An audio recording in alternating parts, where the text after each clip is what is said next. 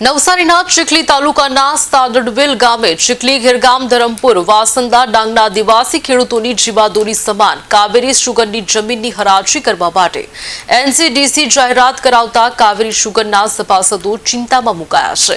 ત્યારે નવસારી જિલ્લા કોંગ્રેસ સમિતિ દ્વારા ચીખલી પ્રાંત અધિકારીને આવેદનપત્ર આપીને કાવેરી સુગરની હરાજી અટકાવી તેનું તાત્કાલિક નિર્માણ કરવામાં આવે તેવી માંગ કરવામાં આવી છે। એનસીડીસી દ્વારા કાવેરી સુગરની હરાજીની જાહેરાત કરવામાં આવી છે।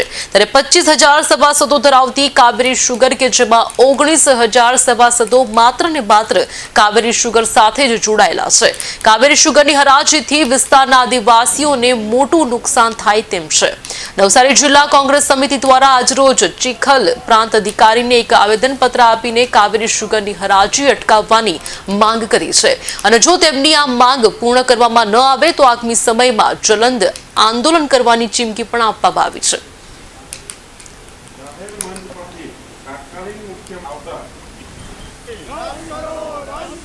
કાવેરી સુગરની હરાજી કાવેરી સુગર हाँ आ कावेरी सुगर जे सादड़वेल मुकामे शरू थવાની પૂરી તૈયારી હતી અને એના માટેની ખૂબ ખર્ચા પણ કરી દીધા અને હવે ખેડૂતો એ સુગર બંધ થઈ જાય એટલે ખૂબ કઠિન પરિસ્થિતિમાં મુકાઈ જાય એવું છે અને ખૂબ આશા અપેક્ષાએ એ લોકોએ શેર ખરીદેલા।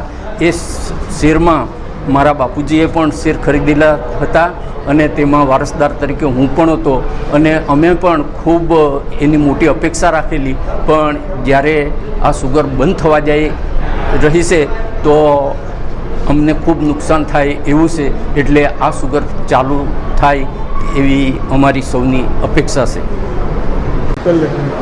આજરોજ કોંગ્રેસ સમિતિ દ્વારા ચીખલી કાવેરી સુગર મિલની જે હરાજી થવા જઈ રહી છે એમના વિરોધમાં અમે આવેદનપત્ર આપ્યું છે।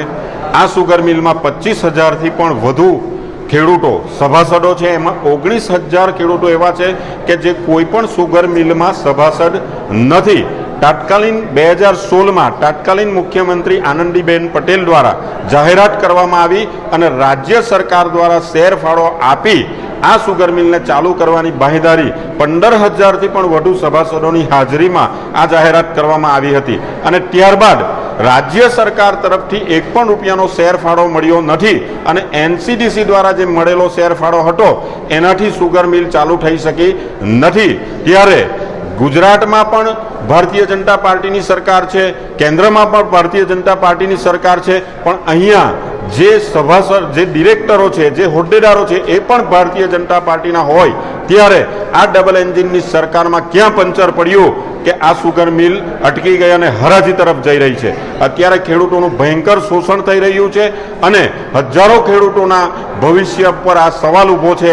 ત્યારે આ સુગર મિલની હરાજી કોઈ પણ ભોગે અમે અટકાવવા માંગીએ છીએ અને જો હરાજી થશે તો આવનારા સમયમાં ખેડૂતો સાથે મળીને અમે ઉગ્ર આંદોલન કરીશું અને રોડ પર આવીશું। કોઈ પણ ભોગે આ હરાજી થવા દેવાના અમે નથી।